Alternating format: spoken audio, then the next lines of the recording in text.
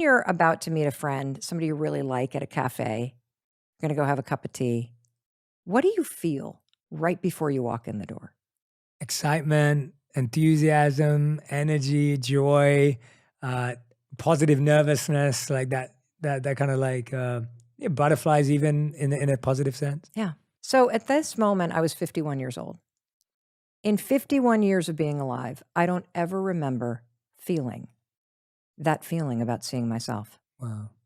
For the first time in my life, I had this sensation that I was excited to see the human being, Mel Robbins. Mm. Now, I've been excited to see an outfit or excited to see a haircut. I have never been excited to see the person. Mm. And so I round the corner and this sense of how profound this is hitting me. And I'm standing there brushing my teeth and I realize something really wild. There are always two of you in the bathroom together. There's you and there is a human being in the mirror, a person who needs you, a person who has been waiting for you to wake up and realize they are there and they need you to see them and to hear them and to love them and to support them.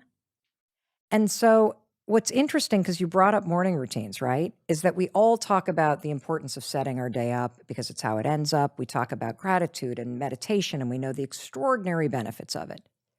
But I don't think anybody has truly amplified the fact that there is this dirty habit that we all have every single morning that is a part of your morning routine, unless you have weeded this out.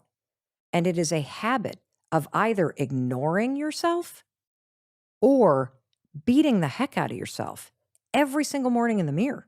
I mean, 91% of women don't like how they look. 50% of us can't even look at ourselves in the mirror. That's what I was about to say. That eye contact, I think there's such a struggle. What you just rightly said, it's not just that we beat ourselves up or criticize, we can't even look at ourselves. How does the high five habit help us get that? Oh, it's incredible. Yeah, It's absolutely incredible. Let's talk about the habit so then we can break it down. Yeah. Because I know Okay. part of it is practicing in the bathroom. Yes. And part of it is looking in the mirror. So let's break it down. Okay, so here's what you're going to feel. Yeah. When you do it, it's very simple. You're going to look at yourself in the mirror and you're going to leverage some research out of Harvard.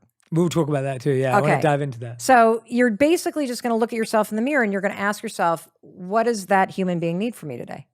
How can I show up for him or her or they? How do I do that today? Kindness? Do I need to be more courageous or bold? You kind of set this intention for yourself. And then you're simply going to raise your hand and you're going to high five yourself. Now, a couple things I want you to expect. Number one, it will feel weird, period. It feels weird for everybody because it is the opposite of what you're doing right now. And so your brain is going to reject it as odd. Number two, you're either going to have one of two reactions. That's it. There's no middle ground. You will either have a very profound positive experience where you're going to laugh, probably because it kind of feels good and it's kind of silly, or you're going to burst into tears in a positive way because it's a release that you have finally woken up and started supporting yourself. You just got it. And that's where the tears come from. But more likely, although maybe not for you because you're a fan of this podcast, but more likely you will feel resistance. And the resistance is the dust on the mirror. Every single morning, Jay, we bring with us our entire past. Whatever's been done to you, whether it's trauma or discrimination or abuse or neglect or abandonment, it is standing between you and the mirror. It's the dust. And you see that dust and you say, that means that I am not worthy. I am not lovable. So you see a human being that's distorted and you say to yourself, because of what's happened, I don't deserve a high five. Or if you're a human being, you've done a ton of stuff that you regret.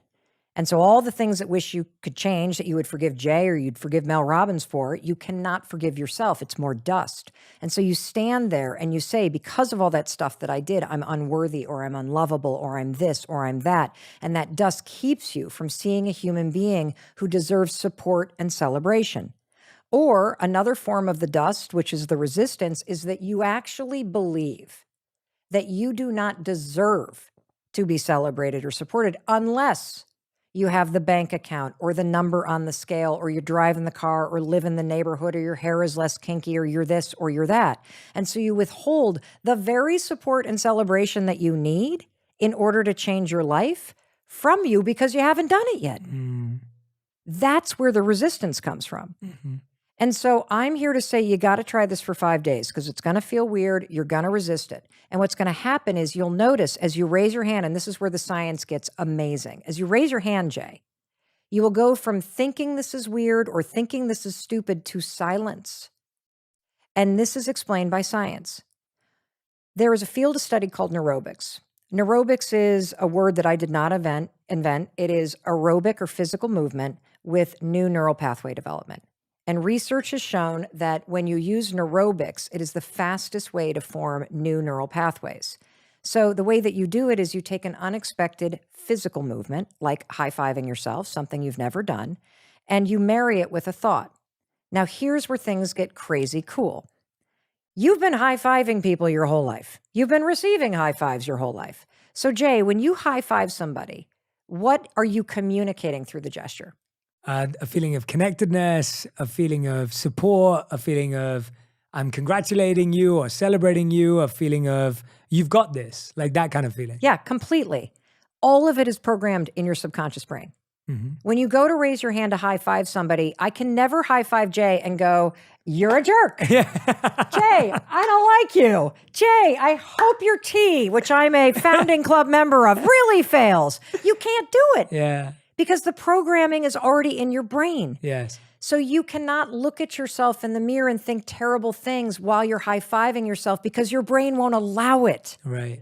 It is programmed to think something different. And as you repeat this every day, just 5 days, dear God, give me 5 days of doing this, you will override the critic and you will reprogram your mind to associate belief, love, encouragement, support, resilience with your own reflection. This is why I don't even see myself in terms of a body anymore. I see a human being that I love, that I support, just like I would a friend or a child that I love unconditionally. It's mind-blowing, but that's not all. So I talked to our pal, Dr. Daniel Amen, and this isn't even in the book. This is just something I learned 2 weeks ago. He went bananas when I talked about this thing. So Jay, when you high-five somebody else, your brain drips dopamine.